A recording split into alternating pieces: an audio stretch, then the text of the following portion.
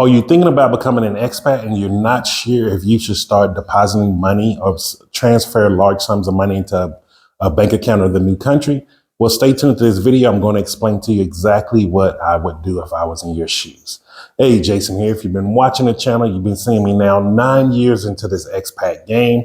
I'm on my third continent, fourth country.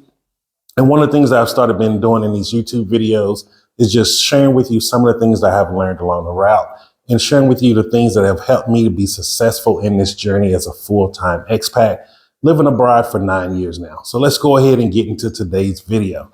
So now this one actually came from a question that was on my video about 7 tips for long-term living as an expat.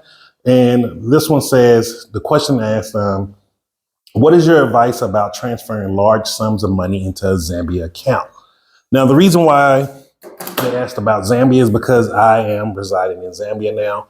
And this is a place where if I would have known how great the southern region of Africa was, I would have came here right off from the 9 years. I would have came straight to this region, started settling down and investing in building businesses. And so I really love this question because it's one of those that's showing someone who is really thinking about moving abroad and they're really trying to understand the financial aspects of how to get better and to put themselves in even a better situation. Because just remember this, you're not just moving abroad just for freedoms or luxuries, but you're also moving to be able to take advantage of the economic system that you're moving into. This is one of the things that I really feel that people should be focused on is don't just move abroad to move abroad. Move abroad to make sure you can change your economic situation for generations. And this is where Zambia comes in hand. Now, I would not just transfer. I hate when the wind does that. Okay, so now I wouldn't just transfer all of my life savings into a Zambian bank account. Yes, you get some really good interest rates here. And yes, the banking system is very secure. However, I would do it on a fractional system.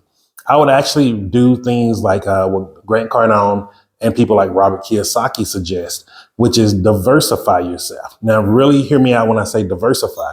You want to do it on a percentage. So for me, I would probably, let's say if I had 100,000 US dollars just sitting in a bank account or a savings account in the US, I would transfer about $50,000 of that into a savings account in Zambia, where it's collecting interest. The interest rate is about 6% here. And so it'll be collecting interest and just let that sit.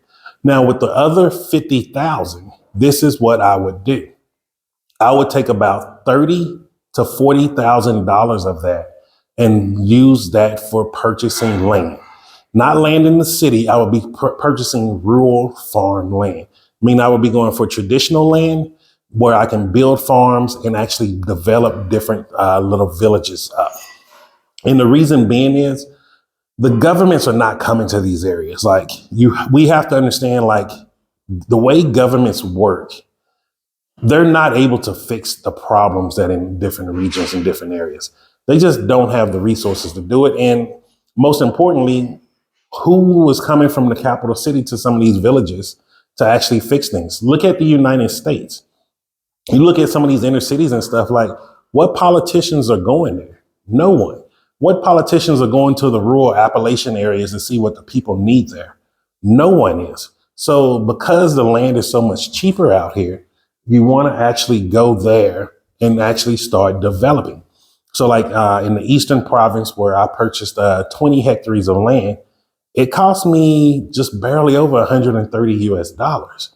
And so think about what you can actually accumulate if you're using 30 to 40,000 US dollars for that. You have the opportunity to create pig farms, cattle farms, chicken farms. You can do fish farming. You can farm soybeans, groundnuts, which is what we call peanuts in the US. You can farm maize. You can farm cotton. You can farm so much stuff. You can farm, what's the name of it? I said soybeans, bamboo. You can farm sugarcane. All of these different things that you can farm. You can go to the region where there's a lot of water and farm rice. All of these things are food supplies that you can be using. You can farm tomatoes. Tomatoes is a very big farm produce out here. And guess what? They're never saying, hey, we got too much tomatoes. We don't need enough. And when you farming these things, you can actually be selling some of these produces to the actual local supermarkets. Let's say if you have a huge, maybe a 3-4 hectare farm, just farming tomatoes, you can probably get a contract of farming potatoes. You can get a contract with ShopRite supplying them with potatoes or tomatoes, which is some of the things that they run out frequently here. And so that is one of the things that I would be looking into if you do have large sums of money. Now, with that remaining 10,000, this is what I would do. I would invest in precious metals such as silver. So this is a one ounce silver coin, as you can see. And here's another one here. And these are one of the things that I actually invest in. This is for long-term investment to get passed down from generation to generation. If any fiat currency ever collapses fully, you have this backed up. You can always trade silver and gold. Now, I believe silver is going for about 25 to 26 US dollars an ounce. Gold is a little bit over 2,000 US dollars an ounce. And so you do whichever is at your price point. So like for me, my goal is to get to having about a monster box full of silver, maybe one or two. And then I will start moving on to actually investing in gold 1 ounce coins. Now you can also invest in the bars. They have 5 ounces, 1 kilogram.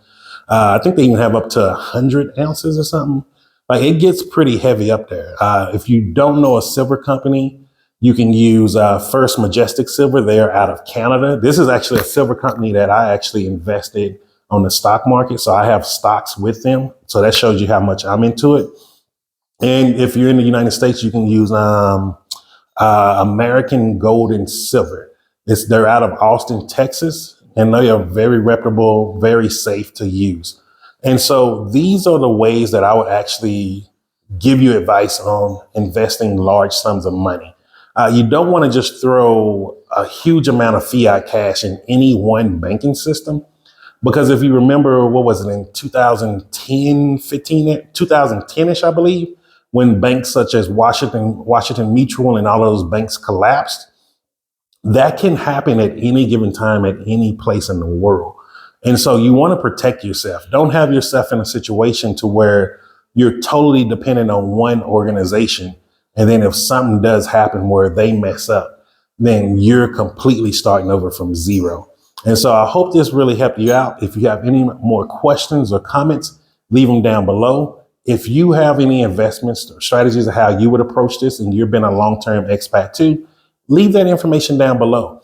I don't have all the answers in the world. I'm still learning and making mistakes along the way, but there's other people who've been doing the expat journey a lot longer than I have, and they may have learned things way beyond I. So one of the things why I keep asking people to leave comments and ask questions down below, you never know who has the information that you're looking for, and sharing is caring. And so just remember this, I'm Jason, and success is simple once you know how.